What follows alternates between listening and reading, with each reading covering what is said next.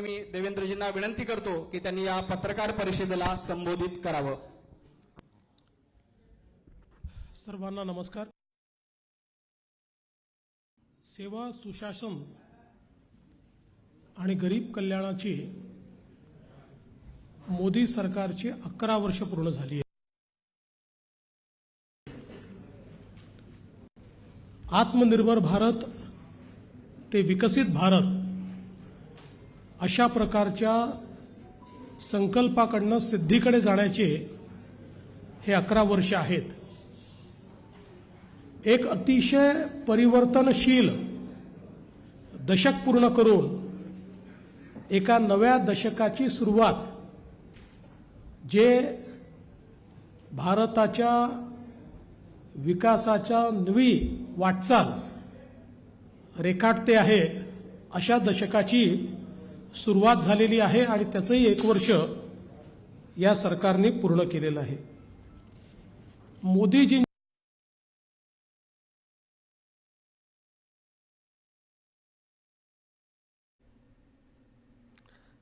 तर मोदी सरकारची 11 वर्ष पूर्ण होत आहेत। दरम्यान मुख्यमंत्री देवेंद्र फडणवीस हे पत्रकार परिषद घेत आहेत। पत्रकार परिषदेत काय बोलणार हे पाहणं आता महत्त्वाचं असणार आहे।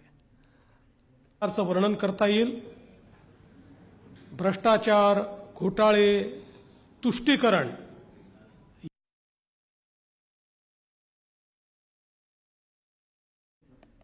सर्वसमावेशकता या आधारावर या सरकारने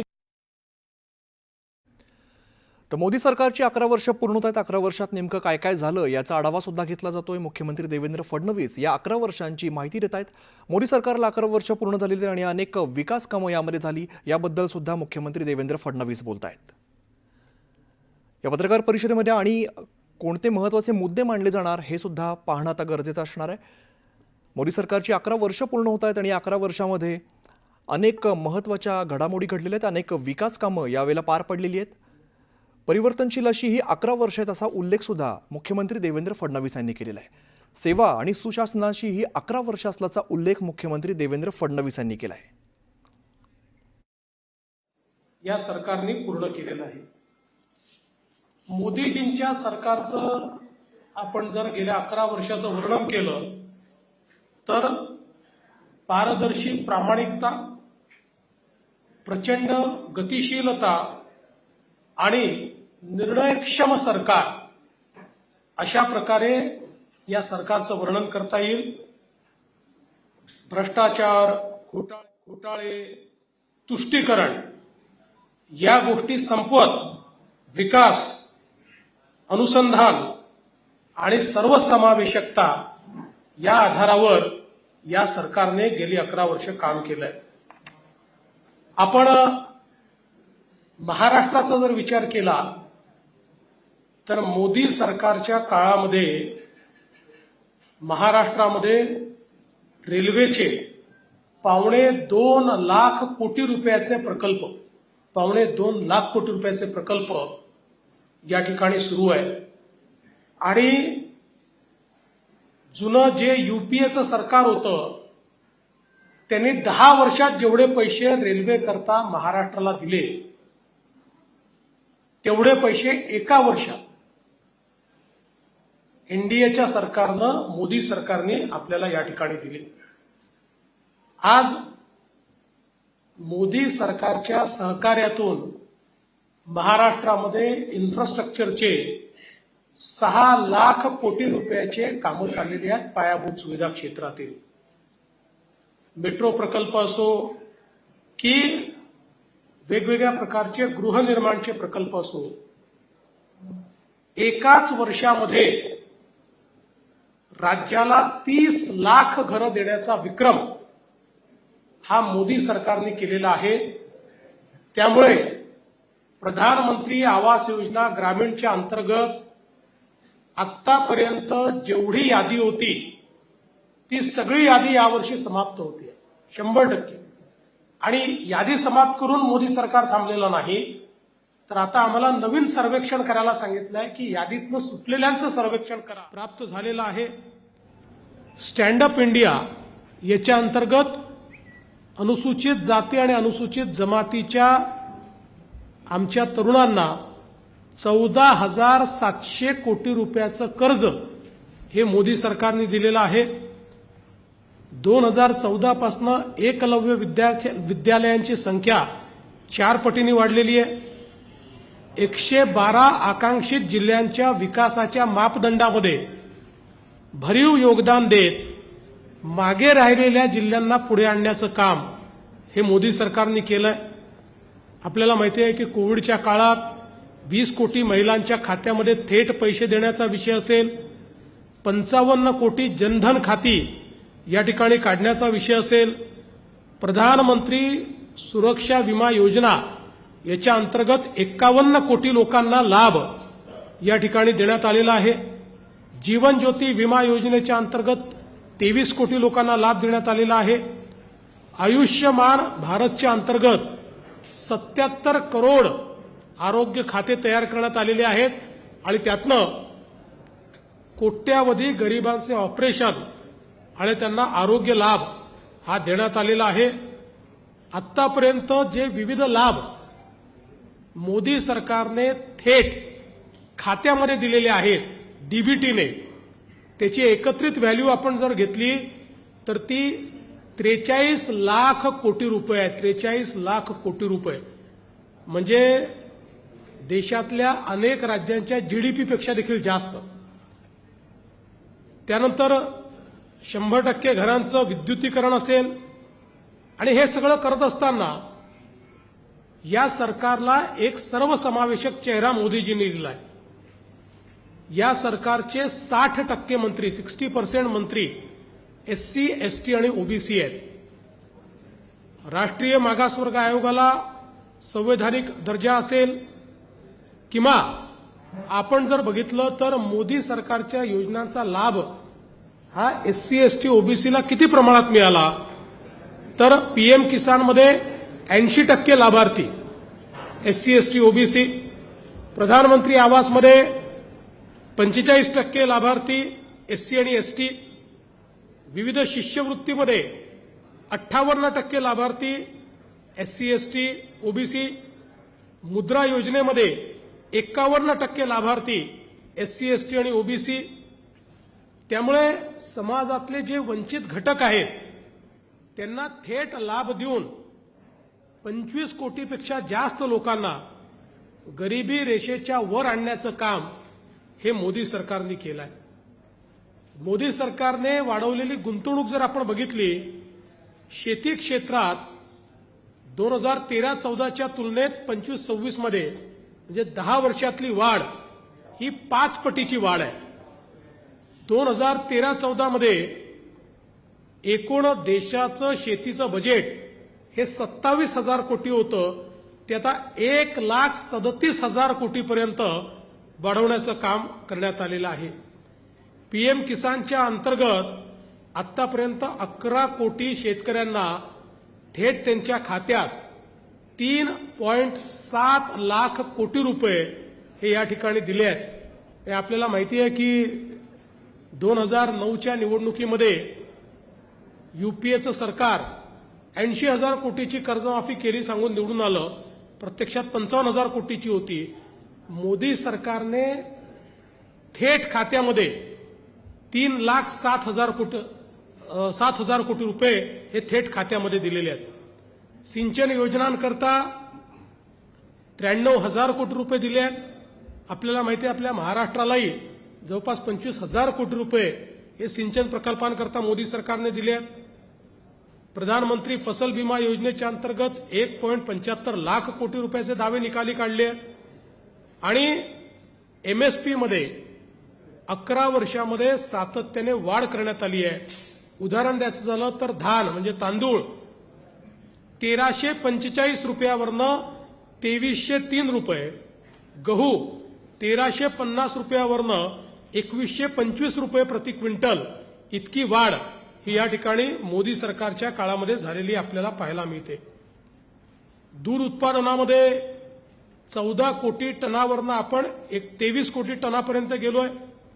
मत्स्योत्पादन स्वतंत्र विभाग काढून 184 लाख टनापर्यंत आपण गेलोय. मधाची निर्यात 11 वर्षात तिप्पट झालेली आहे. इथेनॉल केवळ 38 कोटी लिटर इथेनॉल आपल्याकडे होतं, ते 440 कोटी लिटर, म्हणजे जवळपास 20% ब्लेंडिंग आता आपण करतो, ज्यातनं किमान 1,00,000 कोटी रुपयाचं परकीय चलन हे वाचवण्याचं काम या केंद्र सरकारच्या नीतीमुळे झालंय आणि शेतकऱ्यांना फायदा झालेला आहे. मेगा फूड पार्क केवळ 3 होते ते 24 झाले आहेत. सौर पंप जे शेतकऱ्यांना होते ते या ठिकाणी मोदी सरकार येतपर्यंत केवळ त्या ठिकाणी 1 लाखापेक्षाही कमी होते, ते आता 10 लाखाच्या वर गेले आहेत. आणि मला सांगताना आनंद वाटतो की या 10 लाखामध्ये 5 लाख एकट्या महाराष्ट्राने लावलेले आहेत. सहकार क्षेत्रामध्ये पहिल्यांदा नवीन सहकारिता मंत्रालय मोदीजींनी सुरू केलं. सहकार वर्ष लक्षात घेत नवीन राष्ट्रीय सहकार धोरण त्या ठिकाणी फ्लोट केलंय आणि विशेषतः सहकाराच्या माध्यमातून साखर कारखानदारीला प्रचंड मदत, 50 वर्षात झाली नाही एवढी मदत, मग ती MSPच्या स्वरूपात असेल, ती FRPच्या स्वरूपात असेल, ती सॉफ्ट लोनच्या स्वरूपात असेल, ती इथेनॉलच्या स्वरूपात असेल, ती NCDCच्या माध्यमातून असेल, ही माननीय मोदीजींनी दिली. जवळपास 95,000 कोटी रुपये NCDCच्या माध्यमातून या ठिकाणी देण्याचं काम हे मोदी सरकारने केलंय. महिलांकरता देखील आपल्याला कल्पना आहे की मोदी सरकारने नारी शक्ती वंदन अधिनियम पारित केला, ज्याच्या अंतर्गत 2029 पासनं लोकसभेत आणि विधानसभेमध्ये 33% महिला खासदार आणि आमदार असणार आहेत. संरक्षण दलामध्ये महिला अधिकाऱ्यांसाठी कायमस्वरूपी कमिशन हे उभं केलं. सैनिकी शाळा आणि NDAमध्ये मुलींना आणि महिलांकरता प्रवेशाचे द्वार खुले केले. नियंत्रण रेषेवरही पहिल्यांदा महिलांची तुकडी ही त्या ठिकाणी तैनात करण्याचं काम करण्यात आलं.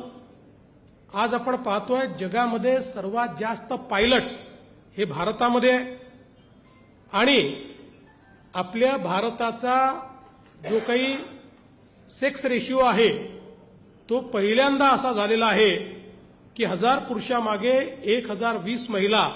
त्यामुळे बेटी बचाव बेटी पढाव याचं प्रत्यंतर आज आपल्याला भारतामध्ये पाहायला मिळत आहे.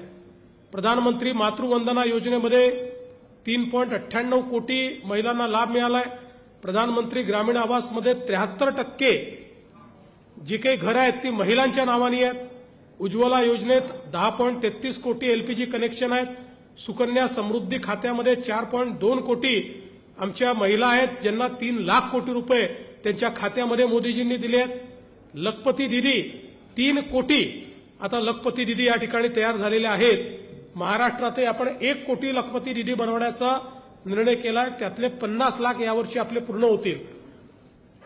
50,000हून अधिक स्टार्टअप्समध्ये आता महिला संचालक आहे आणि भारत 2014 साली स्टार्टअपच्या इकोसिस्टीममध्ये कुठेही नव्हता. आता जगातली 2 नंबरची सगळ्यात मोठी स्टार्टअप इकोसिस्टीम भारत झालेला आहे. 3 तलाकमुळे मुस्लिम महिलांकरता एक समाज सुधारणेचं दार उघडण्यात आलेलं आहे.